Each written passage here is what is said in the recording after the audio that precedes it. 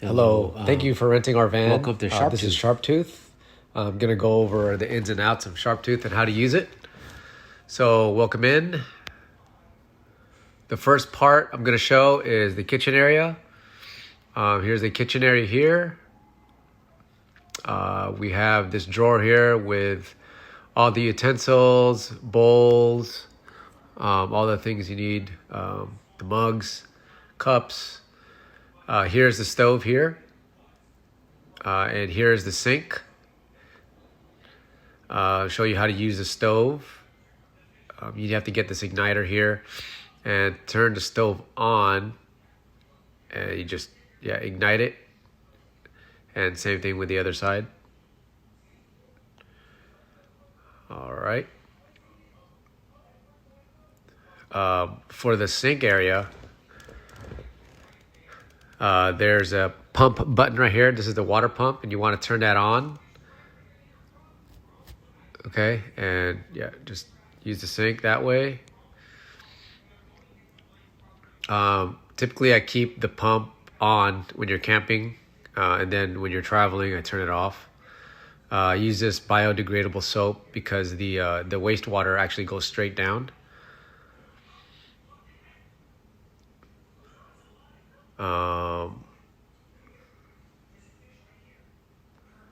Right here is the cabinet area, and you have a few more dishes here. You have a shower here, which I use to wipe off your feet, maybe if you go to the beach. And the cord is long enough to reach outside. Okay, the pump has to be on in order to use this. So you would just push the button down to turn it on. And I believe to turn it off, it's up. Okay, so that's it there. And it does leak a little bit when used, so I just keep it in this plastic bag here underneath the sink.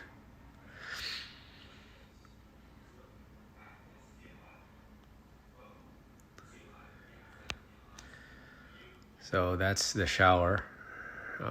Usually I just use it to wash your feet. There's a dish rack here, and just the basic necessities and stuff that you need for camping. Again, I usually leave this on when you're camping and then turn it off when you're traveling. So, yeah.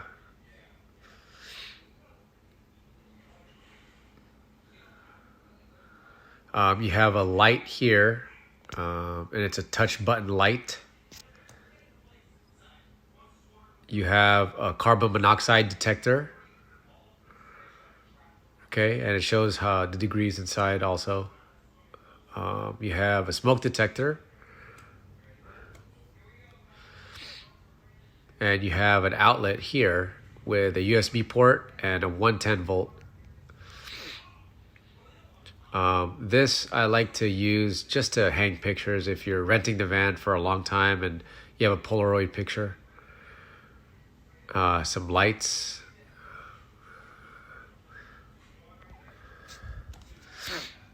Also, we have the cooler here, which holds ice for about 3 days before it melts, so it's pretty long, pretty convenient. And it slides right underneath the kitchen area.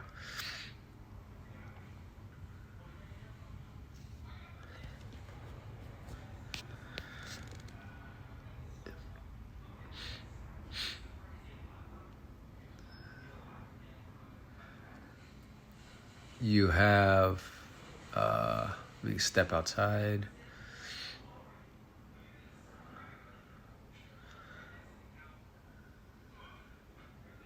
I have this ladder here that you use to get to the cargo box on top of the van.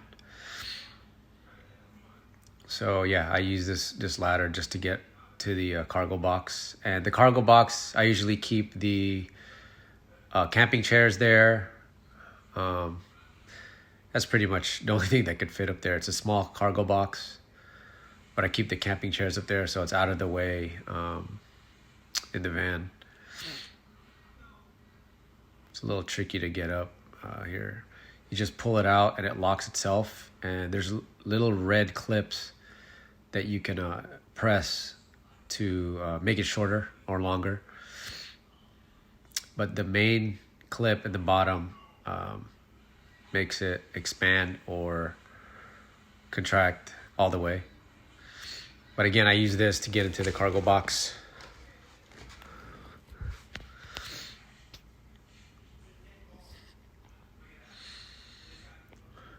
Here I have the kitchenette table, where I'd like to eat. I just use it as a table to eat. And the stem itself kind of goes onto the floor. Then you put this on top, and you have a kitchen table, so you can eat. Yeah. Now there's another spot here where you could expand the kitchen area. So you just lift it up like that, and then there's a flap here where you just expand it like that. And this passenger seat actually rotates. It's a captain chair, so somebody can sit there and eat and use the table as well. You do have to slide it forward so it gets out of the way of the side. And there's a lever on the left side there that you could use to turn. But you do have to slide the seat. You have to play with it either front or backwards. And there's another lever in front. So you slide it forward like that, and then you use this lever on the side to turn it around.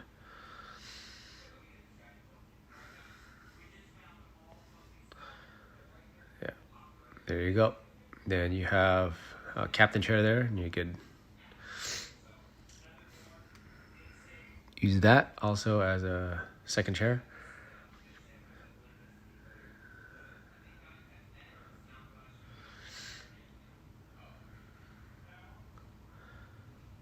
Just put everything away. So again, this ladder, you click these red, watch your fingers here. Just click it to contract the ladder. And there's a bottom ones here that you press and the whole thing collapses. And then, just tidy it up.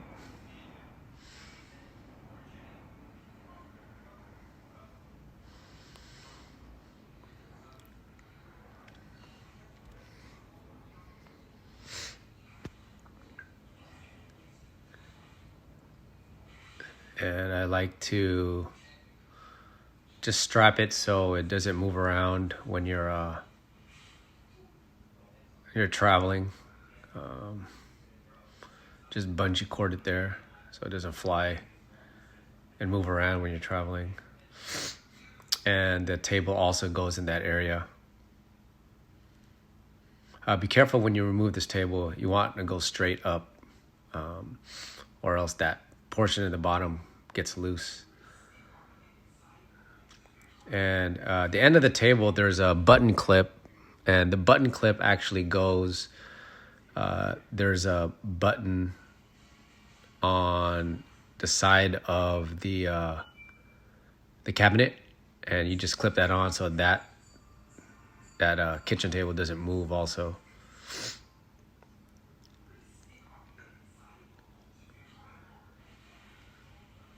And it's right there, this little button clip. Just clip that on the side. And then the stem, I just kind of put it there and secure it.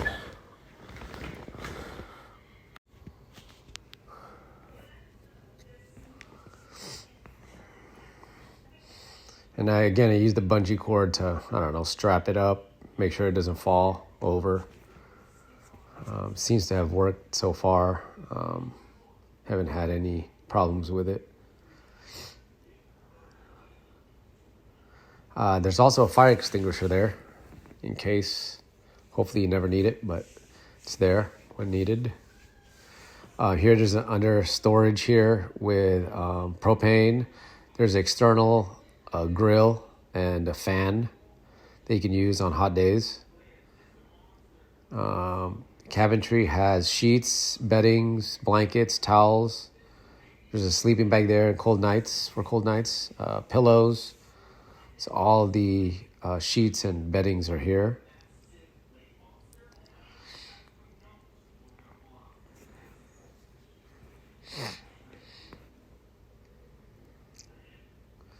Now I want to show you how to pop up the tent. So in order to pop up the tent, you want to remove all the camping chairs out of the cargo box. And make sure the kayak or whatever you have on top is removed, because it's a manual pop-up. So those clips, you just unhook the clips. So you just unhook it and then pull that part down right there. Make sure these boards are out of the way. So there's a pad where you put your shoulders on.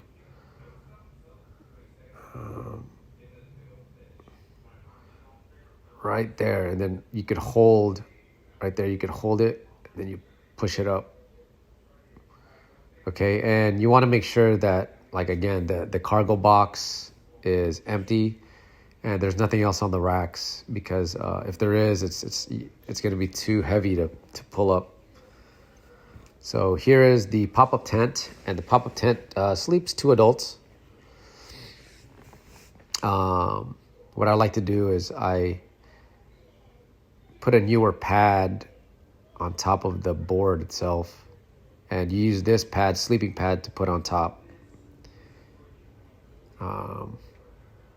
So use that pad to put on top.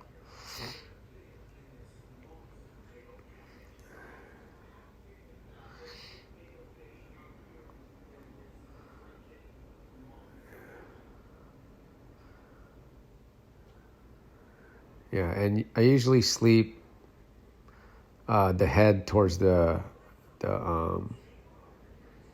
front of the car. Okay, so now I'm going to show you how to pull it down. So you grab those 2 levers again, and you pull it down, and make sure that it's centered when you pull it down, because when it's not centered, the outside doesn't line up, and you got to make sure that the outside lines up. So in order to center it, you want to make sure that that hook lines up with the where it's supposed to be going.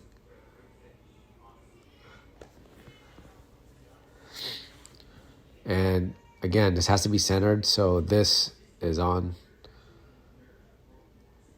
Okay, and you just want to reattach that hook and then close it like that.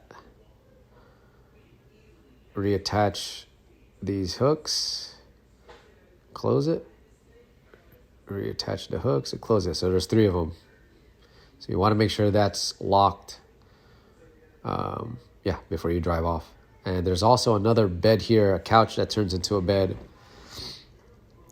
I like to use a tool, a little flathead screwdriver, and there's a part here that locks this bed, and I don't know if you can see it, but there's a little portion there that you want to pull out, and this thing flips over. And this thing, you just pull that out, the legs out, pull, and then pop it, pull, pop it. And this goes right there and turns into a bed. Okay, and to put it back, you just do the opposite. You want to pull it and then swing it back over. Okay, and that portion that locks it, you want to push it out. Okay, and then it'll lock it. All right, so that's the bed. So comfortably sleeps around 4 people. Right here is your solar panel and battery. So it's charging because of the sun, and it's the battery's in good condition. So you have 2 house batteries, which lasts you roughly 4 days, 4 or 5 days. You have outlets, and you have the power inverter, which you have to press, and it lights up, and that's how you can use your 110 outlet. Okay, you could just keep that on when you're camping. Another light here.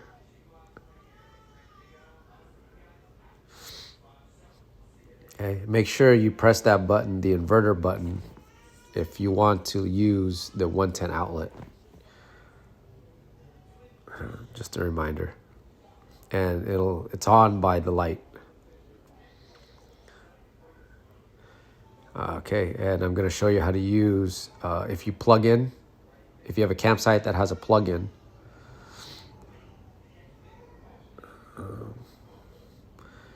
you want to use the adapters to plug in. This campervan only uses a 30 amp. So 30 amp is good enough to power everything. Actually, a 110 volt is good enough. But here's the hose to put in the water.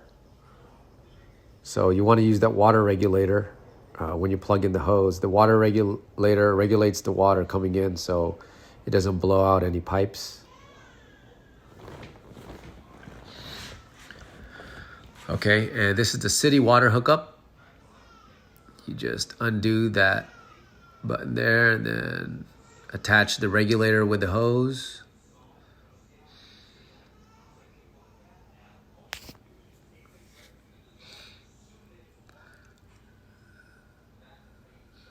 And you want to attach it all the way so it doesn't leak or anything.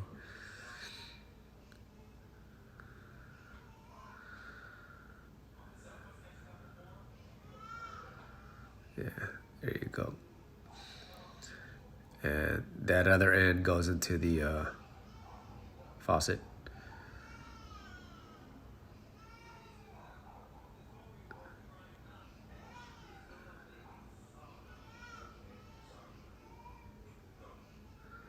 So when you turn on the hose, it's going to fill up the water tank here, but you need to turn this knob here. You have to turn it so it fills it up. That opens up the valve so it fills up the water tank. Okay? And you would just close it up when you're ready to use the water. Now, if you leave it closed and you turn on the water, you could also do that, and it works with the sink. So the pressure from the hose would power the sink and you don't need to use the pump. But typically, I like to fill it in, the water, fill in the 15-gallon tank, and then use the pump. Now for the electrical, to plug in, you have these 2 adapters. And I use these 2 adapters for the 110. And the extension cord is where the hose is also. So you have an extension cord in that cabinet underneath the sofa. You have an extension cord right there, the yellow extension cord. And you can plug that in if you decide to plug in during camping.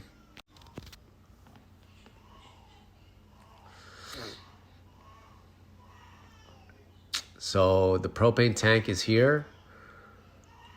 And I usually just keep it on. Yeah, no need to worry about that. This car takes unleaded gas, regular gas. Yeah, power door locks, unlock and lock. And the car is a little tricky to unlock. When you lock the car, you have to somewhat wiggle it in order to open the car. Okay, so you probably need to practice that a couple times. There you go. You just gotta wiggle it. It's an older car, so it has its quirks.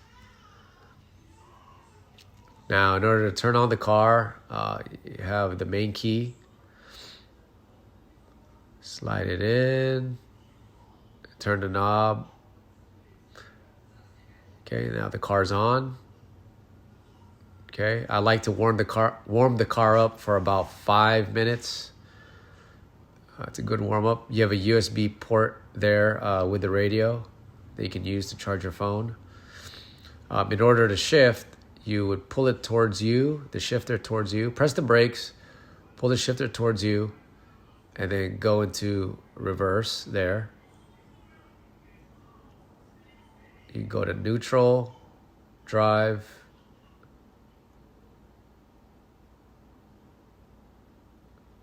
Okay. And the brakes, there's emergency brakes. You have to depress it to remove the emergency brakes. There are the lights. Left turn, right turn. Okay. And you have the hazards.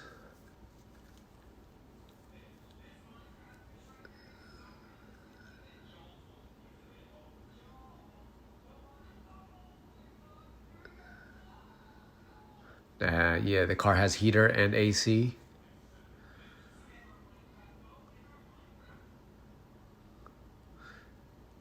And the car also has overdrive. I didn't get the chance to show that, but it's on the shifter. And you want to use overdrive when you're going up hills and the car seems like it's having a tough time. So just press the overdrive and it'll downshift the gears. Fairly brand new tires on this vehicle. Purchased in 2023. So the hubcap on this side is a little loose, if you notice it. So if you hear something, that's what it is. So don't get worried about it. It's just a hubcap.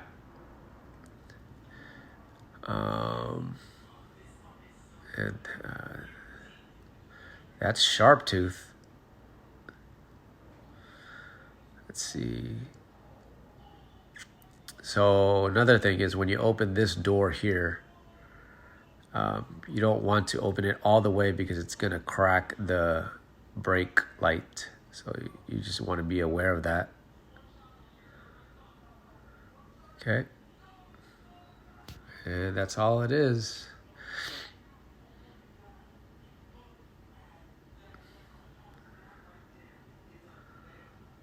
That is sharp tooth. So enjoy your camping life. When you return the vehicle, if I'm not available, you want to leave the key inside of the lockbox that I provide. It's right next to the driver seat, right next to the driver's seat, and just put the lockbox there. And I'll give you the code. And the lockbox is there. And just leave the key in there, and then I'll pick it up when I'm available. I'm usually available to drop off and pick up the car, but if not, the lockbox is there for you guys to take. And that's it. Thank you.